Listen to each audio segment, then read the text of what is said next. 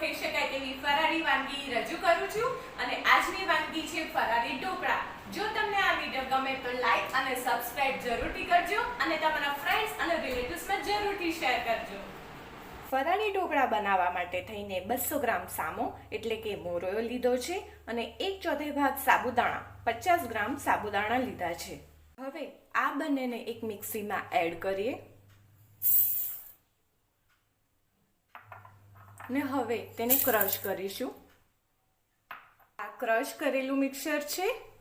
સાબુદાણા આખા ન રહી જાય તે વાતની ખાસ નોંધ લેવી। હવે આપણે તેને એક બાઉલમાં લઈ લઈએ। આ મિક્સરને તમે એરટાઇટ કન્ટેનરમાં સ્ટોર કરી શકો છો। જો બહાર રાખશો તો 2 થી 3 મહિના અને જો ડીપ ફ્રીઝરમાં રાખશો તો 6 મહિના સુધી સ્ટોર કરી શકશો। ધીમે ધીમે આપણે આ મિક્સરમાં છાશ એડ કરતા જઈશું।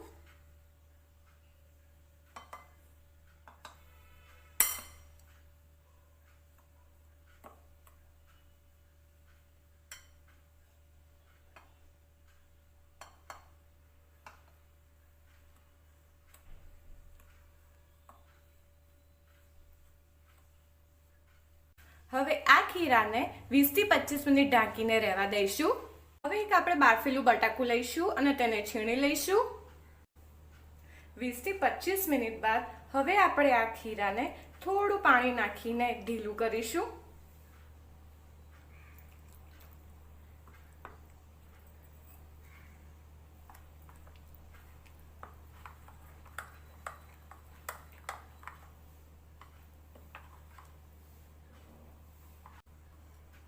ખીરું બહુ જાડું ક્યાં તો બહુ પતલું ના થઈ જવું જોઈએ।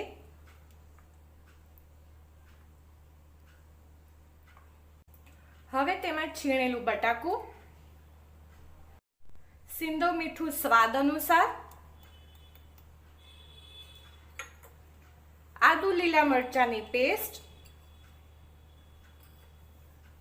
એડ કરીશું અને હવે તેને હલાઈ દઈશું।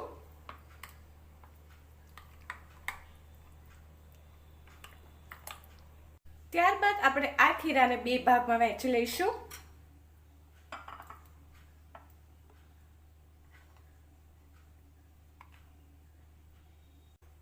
હવે આપણે એક થાળી ઉપર તેલ લગાવી દઈશું।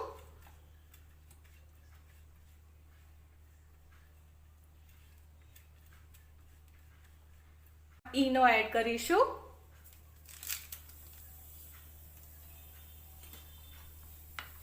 મિક્સ કરી દઈશું। થાળીમાં કાઢી દેવું।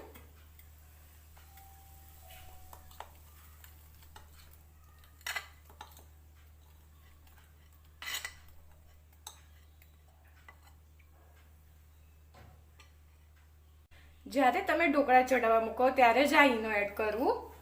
ત્યારબાદ તેમાં મરિયાનો પાવડર, લાલ મરચું ભભરાઈ દેવું।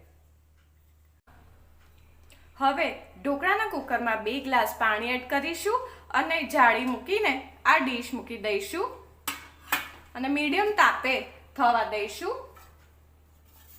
ઢાંકી દઈશું। 10 મિનિટ પછી આપણે આ ગેસ બંધ કરી દઈશું અને આ થાળીને કાઢીને આપણે સાઈડમાં મૂકી દઈશું। ત્યારબાદ આપણે આના પીસીસ કરીશું।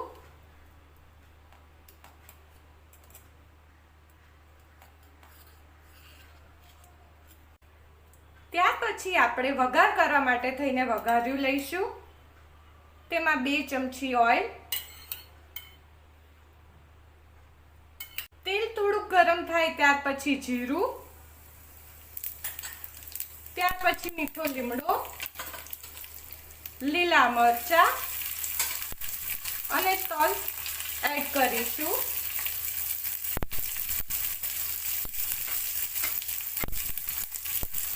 અને તેને ઢોકળાની થાળી ઉપર ઠલવી દઈશું।